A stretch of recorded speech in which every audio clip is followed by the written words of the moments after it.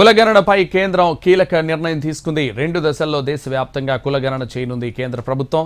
వచ్చే ఏడాది అక్టోబర్ 1 నుంచి తొలి దశ, 2027 మార్చి 1 నుంచి రెండో దశ కులగణన జరగనుంది. తొలి దశలో ఉత్తరాఖండ్, జమ్మూ కాశ్మీర్, లడాక్, హిమాచల్ ప్రదేశ్లో కులగణన చేయనుంది కేంద్రం.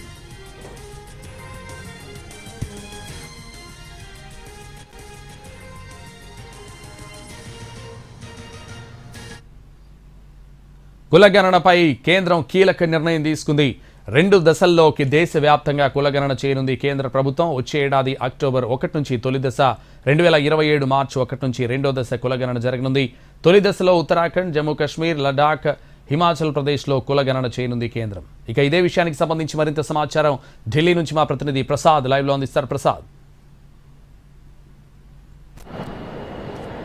గత ఏప్రిల్ రాజకీయ వ్యవహారాల కేంద్ర కేబినెట్ కమిటీ ఈ అంశంపై నిర్ణయం తీసుకుంది.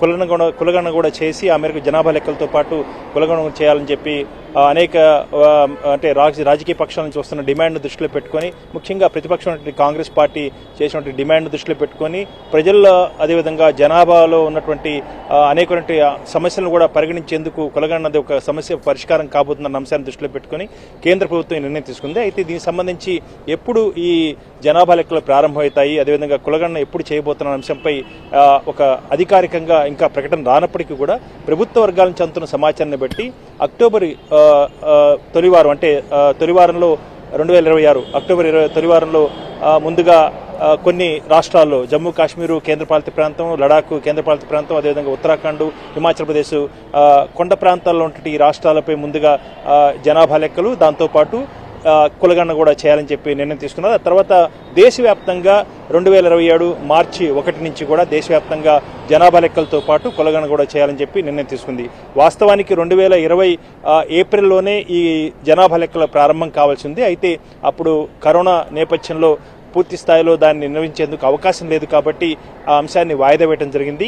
2020 ఏప్రిల్లో ప్రారంభమై 2021 మార్చి కల్లా కూడా ఈ జనాభా లెక్కల పూర్తి ప్రక్రియ పూర్తి కావాల్సి ఉంది. అయితే వాయిదా పట్టడంతో ఆ మేరకు జనాభా లెక్కలు ప్రారంభం కావాలి, దాంతోపాటు కులగణన కూడా చేయాలని చెప్పి అంశాన్ని కూడా దృష్టిలో పెట్టుకోవడం జరిగింది. కొద్ది నిమిషాల క్రితమే కేంద్ర మంత్రిమండలి సమావేశమైంది. ఈ సమావేశం ప్రధానమంత్రి అధ్యక్షతన తొలిసారిగా, అంటే మూడోసారి అధికారంలోకి వచ్చిన తర్వాత ప్రధానమంత్రి అధ్యక్షతన కేంద్ర మంత్రిమండలి, దీంట్లో స్వతంత్ర మంత్రులు ఉంటారు, దాంతోపాటు సహాయ మంత్రులు ఉంటారు, కేంద్ర కేబినెట్ మంత్రులు కూడా ఉంటారు. అందరూ కూడా కేంద్ర మంత్రి మండలిలో అనేక అంశాలపై ప్రభుత్వం యొక్క ఆలోచన, అదేవిధంగా తొలి సంవత్సరం పూర్తి చేసుకోబోతున్న సందర్భంలో మోడీ తనకున్నటువంటి ప్రభుత్వానికి ఉన్నటువంటి ఆశయాలు, లక్ష్యాలు వీటంటి కూడా పూర్తిగా మంత్రుల ముందు ఉంచడంతో పాటు అనేకటువంటి పథకాల అమలు తీరుతనంలో మంత్రులు, ప్రజాప్రతినిధుల యొక్క పాత్రను పూర్తి స్థాయిలో వారికి దిశానిర్దేశం చేసేందుకు గాను కేంద్ర మంత్రి మండలి సమావేశాన్ని ఏర్పాటు చేసుకోవడం జరిగింది. దాంతోపాటు ఆపరేషన్ సింధూర్ అయిన తర్వాత ఈ కేంద్ర మంత్రి మండలి సమావేశం జరగడం కూడా మనం ఇక్కడ గమనించాల్సిన అంశం.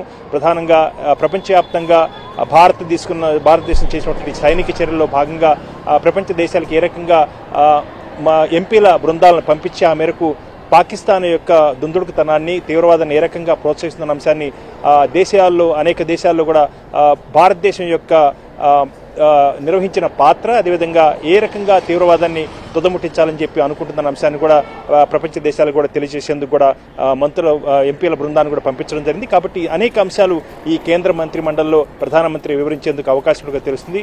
మరి ముఖ్యంగా కులగణన, అదేవిధంగా కేంద్ర ప్రభుత్వ పథకాల అమలు తీరుతెన్నులు, అదేవిధంగా ఎంపీల పాత్ర, మంత్రుల యొక్క నిర్వహించాల్సినటువంటి గురుతరమైనటువంటి బాధ్యతలు, ఇవన్నీ కూడా ప్రధానమంత్రి దిశానిర్దేశం చేసేందుకు ఈ కేంద్ర మంత్రి మండలి సమావేశంలో ప్రధానమంత్రి ప్రస్తావించేందుకు అవకాశం కూడా తెలుస్తుంది. ఈ రకంగా కులగణన అనేది చాలా పెద్ద ఎత్తున దేశంలో ఒక సామాజిక విప్లవాన్ని చేకూరుస్తుందన్న అభిప్రాయాన్ని కూడా అనేక వర్గాల్లో కూడా అభిప్రాయం ఉంది. కాబట్టి ఇటు కులగణన చేసేందుకు కూడా ప్రభుత్వం అనేక సన్నాహాలు కూడా చేస్తుంది. ఆ మేరకు నిధుల కేటాయింపు కూడా వచ్చే సమావేశాల్లో కూడా దానిపై ఒక నిర్ణయం తీసుకునే అవకాశం కూడా ప్రభుత్వ వర్గానికి సంవత్సరం తెలుస్తుంది.